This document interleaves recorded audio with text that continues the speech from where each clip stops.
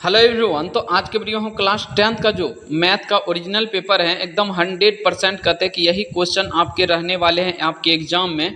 तो आप जो है ना फुल डिस्कशन के साथ एक बार जरूर देख लें ताकि आपको जो है ना अच्छे बोर्ड में भी ये चीज़ फायदा कर सकता है, ठीक ना। तो आप पूरा डिस्कशन देखें अच्छे से, एकदम से शॉर्ट में किया गया है सबका, एकदम अच्छा लगे तभी वीडियो देखिएगा, नहीं तो नहीं देखेगा। तो चलिए हम वीडियो को स्टार्ट करते हैं और रियल क्वेश्चन ही आपके यही क्वेश्चन रहने वाले हैं आपके एग्जाम में।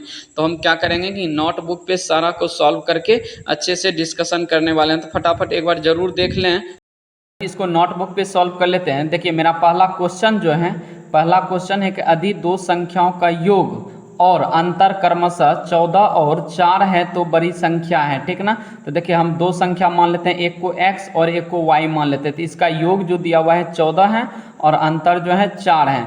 तो हम चलिए मान लेते हैं, इसको क्या करेंगे y प्लस में y माइनस में इसको कटा देंगे तो x हो जाएगा, 2x हो जाएगा और बराबर 14 4 18 हो जाएगा, ठीक ना।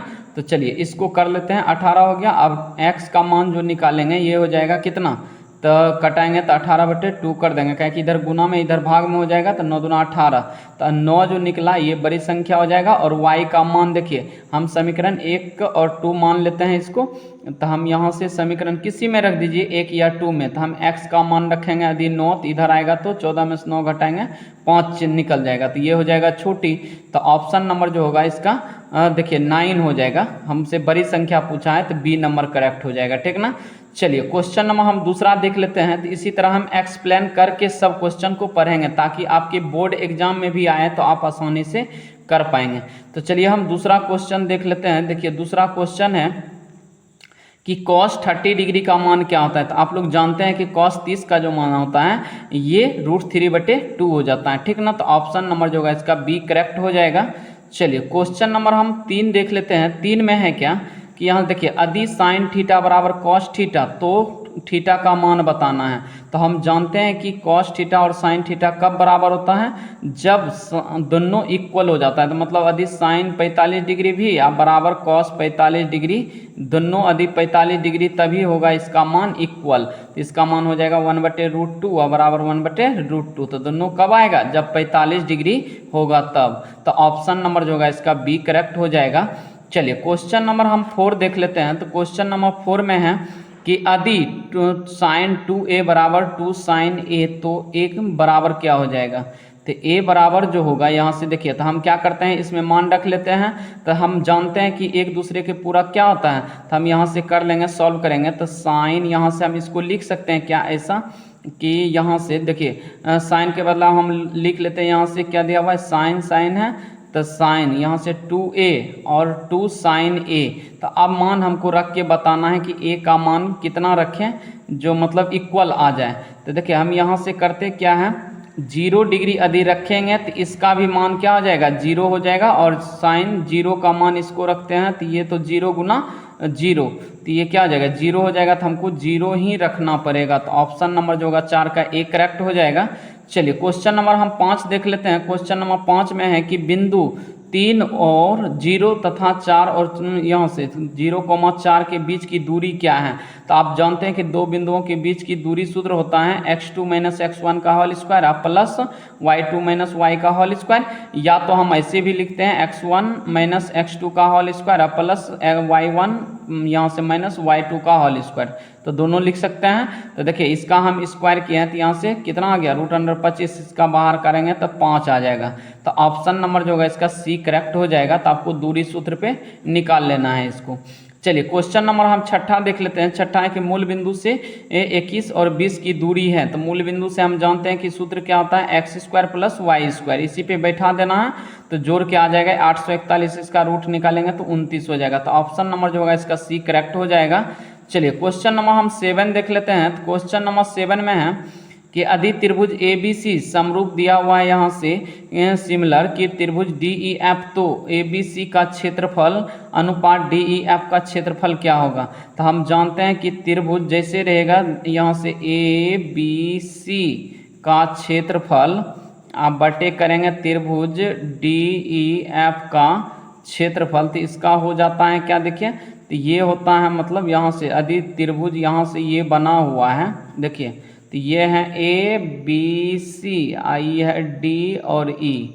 तो हम यहाँ से लिख लेंगे क्या हो जाता है, तो इसका क्षेत्रफल, तो इसका भुजाओं का क्या होता है, स्क्वायर होता है, ठीक ना, काहे कि ये समरूप दिया हुआ है। तो यहाँ से ए बी बटे डी ई का होल स्क्वायर कर देंगे, बस इसका मान निकल जाएगा। देखिए इसका कितना दिया हुआ है, ए बी का स्क्वायर अनुपात, हम इसको कैसे लिख सकते हैं, तो इसको लिख सकते हैं ए बी का स्क्वायर अनुपात डी ई का स्क्वायर। देखिए किस में है, तो ऑप्शन नंबर जो आपका सी करेक्ट हो जाएगा, ठीक ना।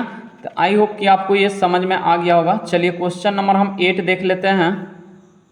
क्वेश्चन नंबर 8 है मेरा कि दो समरूप त्रिभुज की भुजाओं का अनुपात 4:9 हो तो इन त्रिभुजों के क्षेत्रफल का अनुपात क्या होगा। तो देखिए दो समरूप यदि त्रिभुज रहे ना, यदि उनके भुजा का अनुपात दिया हुआ रहे तो इसका सिर्फ स्क्वायर कर देते हैं। तो 4 का स्क्वायर 16 अनुपात 9 का स्क्वायर 81 हो जाएगा। तो ऑप्शन नंबर देखिए कौन हो जाएगा, तो ऑप्शन नंबर जो होगा इसका डी करेक्ट हो जाएगा, ठीक ना, 16 अनुपात 81। चलिए क्वेश्चन नंबर हम अगला देख लेते हैं 9 का कि त्रिभुज ए बी सी और त्रिभुज बी डी ई दो समबाहु त्रिभुज इस प्रकार है कि बी सी का मध्य बिंदु डी है तो ए बी सी का क्षेत्रफल अनुपात डी ई एफ का क्षेत्रफल है। तो यहाँ से क्या हो जाएगा बताइए, तो यहाँ से बी होना चाहिए, बी ई एफ का क्षेत्रफल है। तो हम क्या करेंगे, इसका यदि निकालेंगे तो ये हो जाएगा। देखिए मध्य बिंदु का यदि रहेगा, मध्य बिंदु यदि समरूप रहता है तो 2:1 होता है भुजा का, लेकिन क्षेत्रफल पूछा है तो 2:1 का क्या करेंगे, स्क्वायर करेंगे तो 4:1 आ जाएगा। तो ऑप्शन नंबर जो होगा इसका सी करेक्ट हो जाएगा। चलिए क्वेश्चन नंबर हम अगला देख लेते हैं। देखिए यहाँ से हम दिए हैं कि समकोण त्रिभुज ए बी सी में त्रिभुज ए बी सी 90 डिग्री हो तो ए बी स्क्वायर का मान क्या हो जाएगा। तो हम यहाँ से एक त्रिभुज बना लेते हैं। तो देखिए ए बी क्या है, ये समकोण है, काहे कि क्वेश्चन ही बोला है तो हम जानते हैं कि ए बी बराबर जो होता है ये होता है कर्ण का स्क्वायर अब यहाँ से माइनस आधार का स्क्वायर। तो ये हो जाएगा ए सी का बड़का भुजा का स्क्वायर और माइनस छोटा भुजा का स्क्वायर कर देंगे। तो यही हो जाएगा। देखिए ऑप्शन नंबर किस में है कि ए सी स्क्वायर और माइनस बी सी स्क्वायर, तो ऑप्शन नंबर डी करेक्ट हो जाएगा। चलिए क्वेश्चन नंबर हम 11 देख लेते हैं। 11 में कि त्रिभुज ए बी सी एक समबाहु त्रिभुज है जिसके प्रत्येक भुजा की लंबाई 2a है तो प्रत्येक शीर्ष से आधार की लंबाई होगी। तो देखिए प्रत्येक शीर्ष से आधार की लंबाई हमको पूछ रहा है कि मतलब इस शीर्ष से यहाँ तक निकालेंगे तो इसका लंबाई क्या हो जाएगा, ठीक है ना, या तो यहाँ से निकालेंगे इसका लंबाई क्या हो जाएगा या यहाँ से निकालेंगे इसका लंबाई क्या होगा। तो हमको शीर्ष से निकालना है आधार के बीच की लंबाई, ठीक है ना। तो देखिए हम जानते हैं कि समबाहु त्रिभुज का क्षेत्रफल जो होता है ये होता है √3/4 गुना भुजा स्क्वायर। अब त्रिभुज का क्षेत्रफल हम जानते हैं कि 1/2 गुना यहाँ से आधार गुना ऊंचाई होता है। चलिए इसी पे हम निकाल लेते थे। इसका समबाहु त्रिभुज का क्षेत्रफल इतना दिया हुआ था तो यहाँ से करेंगे क्या कि √3/4 गुना 2a, एक भुजा दिया हुआ है 2a का स्क्वायर बराबर 1/2 गुना फिर आधार 2a ही हो जाएगा गुना ऊंचाई। तो हम h का मान निकाल लेंगे। देखिए 2 से 2 कट गया और कटा के कितना आ गया √3a हो जाएगा। तो ऑप्शन नंबर देखिए किस में है, तो ऑप्शन नंबर जो होगा इसका बी करेक्ट हो जाएगा। चलिए क्वेश्चन नंबर हम अगला देख लेते हैं। क्वेश्चन नंबर 12 है मेरा कि 27 सेंटीमीटर क्यूब आयतन वाले घन के किनारा यहाँ से किनारे की लंबाई है। तो हमको एक किनारा का मान बताना है कितना है। तो हम जानते हैं कि घन का आयतन बराबर होता है भुजा क्यूब, ठीक ना। तो भुजा क्यूब बराबर 27 हो जाएगा, 3 का क्यूब, ई क्यूब से क्यूब कट जाएगा तो भुजा बराबर क्या आ जाएगा 3 सेंटीमीटर आ जाएगा, सिर्फ ओनली 3 सेंटीमीटर। तो ऑप्शन नंबर जो होगा इसका ए करेक्ट हो जाएगा। चलिए क्वेश्चन नंबर हम अगला देख लेते हैं 13 का। 13 में है कि एक घन का प्रत्येक किनारा 5 सेंटीमीटर है तो इसका कुल पृष्ठ क्षेत्रफल होगा। तो हम जानते हैं कि घन का कुल पृष्ठ क्षेत्रफल क्या होता है 6 गुना भुजा स्क्वायर होता है। तो आप इसी पे बैठा दीजिए। एक भुजा का मान 5 दिया हुआ है तो स्क्वायर है तो 2 बार गुना कर देंगे, 25 25 छक 150 हो जाएगा इसका आंसर, ठीक है ना। तो ऑप्शन नंबर जो होगा इसका सी करेक्ट हो जाएगा। चलिए क्वेश्चन नंबर हम अगला देख लेते हैं। अगला है 14 में कि यदि घन का आयतन इतना सेंटीमीटर क्यूब है तो पृष्ठ क्षेत्रफल होगा। देखिए 2744 जो है ये किसका होता है क्यूब, ये होता है 14 का क्यूब होता है, ठीक है ना। तो हमको घन का पृष्ठ क्षेत्रफल निकालना होगा। 6 गुना भुजा स्क्वायर करेंगे, 14 गुना 14 गुना 6 कर देना है तो 1176 आ जाएगा। तो ऑप्शन नंबर जो होगा इसका बी करेक्ट हो जाएगा 1176। चलिए क्वेश्चन नंबर हम 15 देख लेते हैं। देखिए क्वेश्चन नंबर 15 है मेरा कि किसी घन का संपूर्ण पृष्ठ क्षेत्रफल 864 सेंटीमीटर स्क्वायर है तो इसका आयतन होगा। तो हम इसका क्या करें, घन का संपूर्ण पृष्ठ क्षेत्रफल यहाँ से हो जाता है क्या 6 गुना भुजा स्क्वायर, तो 864, इधर 6 लाएंगे तो ये हो जाएगा 12, यहाँ 144 बार में कटेगा तो देखिए 144 12 का स्क्वायर है, तो यहाँ से भुजा बराबर 12 सेंटीमीटर निकल जाएगा। आयतन बराबर भुजा क्यूब करना है तो 12 को 3 बार गुना कर देना है, 1728 आ जाएगा। तो ऑप्शन नंबर जो होगा इसका सी करेक्ट हो जाएगा। चलिए क्वेश्चन नंबर हम अगला देख लेते हैं। अगला है 16 में कि बहुलक बराबर क्या होता है। तो एकदम वीवीआई क्वेश्चन है, इसको जो है ना नोट कर लें, इसको फार्मूला को याद रख लेना है। इसका फार्मूला जो होता है बहुलक बराबर 3 गुना माध्यिका माइनस 2 गुना माध्यमान होता है। तो ऑप्शन नंबर ए करेक्ट हो जाएगा। चलिए क्वेश्चन नंबर हम अगला देख लेते हैं।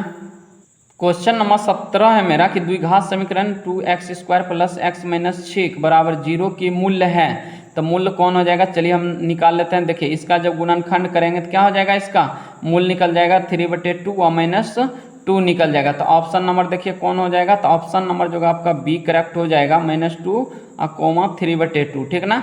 चलिए क्वेश्चन नंबर अगला देख लेते हैं। अगला है 18 में कि -4 तथा 5 के मूल वाले द्विघात समीकरण हैं। तो हम जानते हैं कि द्विघात समीकरण जो होता है x² - α + β × x + α × β बराबर 0। तो आपको रख देना है इसी पे मान, अल्फा का मान -4 रख देना, बीटा का मान 5 रख देना। चलिए इसको सॉल्व करके आ जाएगा x² - x - 20 बराबर 0। तो देखिए किस में है, x² - x - 0 बराबर 0। तो ऑप्शन नंबर ए करेक्ट हो जाएगा। चलिए क्वेश्चन नंबर अगला है मेरा कि 19 में है कि साइन 53 डिग्री बटे 37 कॉस 37 डिग्री। तो देखिए एक दूसरे के क्या है, पूरा के एंगल है। तो यहाँ से हम ऐसे लिख सकते हैं इसको कि ऐसे तो आप लोग जानते होंगे कि कटा देते हैं, इसका मान 1 आता है, लेकिन थोड़ा सा देख लें यहाँ पे कि साइन 53 डिग्री बटे कॉस 90 - 53 कर सकते हैं 37 के जगह। तो इसका मान जो है ना, यदि पूरा कॉस का पूरा क्या होता है तो यहाँ से साइन हो जाता है, तो पहले से 53 है तो ये भी क्या हो जाएगा 53 डिग्री हो जाएगा, साइन साइन कट के 1 आ जाएगा। तो ऑप्शन नंबर जो होगा इसका सी करेक्ट हो जाएगा 19 का। चलिए क्वेश्चन नंबर 20 में है कि देखिए ये भी सेम सवाल है, तो ये भी सेम सवाल है, तो ये क्या हो जाएगा, तो ये कट के 1 और ये भी कट के 1 आ जाएगा। तो इसका 1 - 1 बराबर क्या आ जाएगा, 0 हो जाएगा। तो ऑप्शन नंबर क्या हो जाएगा, तो ऑप्शन नंबर जो होगा इसका यहाँ से सी नंबर करेक्ट हो जाएगा, ठीक ना। चलिए क्वेश्चन नंबर 21 देख लेते हैं। 21 में है कि यदि tan a बराबर cot b तो a + b का मान बताइए। तो देखिए tan और cot का b ऐसा मान होता है जो कि 45 डिग्री में ही दोनों का मान क्या होता है, बराबर। यदि a का मान 45 रखेंगे, b का मान 45, तभी ये दोनों बराबर होगा, अन्यथा ये गलत हो जाएगा। तो दोनों का योग करेंगे तो ये हो जाएगा a + b बराबर 90 डिग्री, काहे कि a का 45 माने b को भी 45, तो 45 45 90 हो जाएगा यहाँ पे। चलिए क्वेश्चन नंबर हम 22 देख लेते हैं। क्वेश्चन नंबर 22 है मेरा कि बिंदुओं x1, y1 तथा x2, y2 को मिलाने वाली रेखाखंड के मध्य बिंदु का भुज है। तो देखिए मध्य बिंदु पहले हम निकालते कैसे हैं, तो हम कर देते हैं x1 + x2 बटे 2, y1 + y2। तो देखिए y जो है ना, y पहले क्या लिखा जाता है, x लिखा जाता है, तब y लिखा जाता है।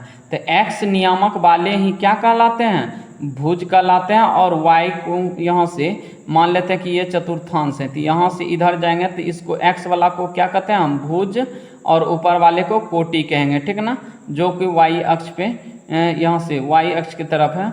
चलिए अगला हम देख लेते हैं। अगला है 23 में कि यदि बिंदुएं इतना इतना के एक रैखिक हो तो, एक रैखिक कहने का मतलब संरेख बोल रहा है, संरेखिक हो तो इसका मान बताना है। तो आपको करना क्या है, जब भी ऐसा क्वेश्चन दे देना एकदम शॉर्ट ट्रिक लगाना है कि देखिए इसका जो है ना 0 दिया हुआ है, 3 मान दिया हुआ था, इसको कैंसिल कर दो, मतलब जो 0 हो जाए उसको हटा देना है। तो हमको काम करना है जो बचा हुआ है 1 और 2 और ए बी के बीच में। तो देखिए जब दोनों पॉइंट को लिख लेंगे तो करेंगे क्या, इसका शॉर्ट ट्रिक है कि इसका ये अंदर अंदर वाला और बाहर बाहर वाला को क्या करना है, गुना करके बराबर कर देना है। तो 2 गुना a बराबर 2a, अब बराबर 1 गुना b तो b, तो 2a बराबर b हो जाएगा। तो ऑप्शन नंबर जो जाएगा आपका सी नंबर करेक्ट जाएगा, ठीक ना। चलिए क्वेश्चन नंबर अगला देख लेते हैं। तो क्वेश्चन नंबर अगला है मेरा कि बिंदु 1, 3 तथा यहाँ से 4,6 को मिलाने वाले रेखाखंड का 2:1 के अनुपात में विभक्त करने वाले नियामक हैं। तो देखिए ये क्या है, ये है विभाजन सूत्र, इसमें लगाना है, ठीक है ना। तो अंतः विभाजन सूत्र हम जानते हैं कि m1x2 प्लस m2x1 बटे यहाँ से हो जाता है क्या कि यहाँ से m1 plus m2 coma y, यहाँ से ये भी हो जाता है, तो यहाँ से ये हो गया x और ये हो गया y। तो देखिए इसको सॉल्व करेंगे तो ये हो जाएगा 3 9 बटे 3, तो 3 3 9 हो जाएगा, 3 5 15 हो जाएगा। तो 3,5 है क्या किसी में, तो ऑप्शन नंबर जो है आपका बी करेक्ट हो जाएगा। चलिए क्वेश्चन नंबर हम अगला देख लेते हैं 24 का, यहाँ से 25 का। तो यहाँ से 0,12 0 0 तथा 5,0 शीर्षों वाले त्रिभुज की परिमिति ज्ञात करें, ठीक ना। तो परिमिति हम कैसे निकालते हैं, तो त्रिभुज का पहला शीर्ष, दूसरा शीर्ष, तृतीय शीर्ष, जो 0 हो गया तो यहाँ से देख लीजिए कैसे करना है। तो ए बी का मान, ए बी का निकालेंगे दूरी सूत्र से क्या हो जाएगा 144, तो 12 कर देंगे। बी सी का दूरी सूत्र निकालेंगे तो 5 हो जाएगा, और सी ए का दूरी सूत्र निकालेंगे तो 13 आ जाएगा। तो चलिए इसको क्या करते हैं परिमाप में कि सभी को जोड़ देते हैं, इसीलिए हम क्या किया कि सभी को जोड़ दिए, परिमाप बराबर ए बी बी सी सी ए, तो 12 5 17 13 हो जाएगा 30। तो देखिए यहाँ तक मतलब जो है ना 25 क्वेश्चन ही आपको बनाना था मैथ में। तो आई होप कि आपको ये अच्छे तरीके से समझ में आ गया होगा सारा पॉइंट। यदि वीडियो अच्छी लगे तो वीडियो को लाइक एवं चैनल को जरूर सब्सक्राइब कर दीजिएगा। धन्यवाद, मिलते हैं नेक्स्ट वीडियो में।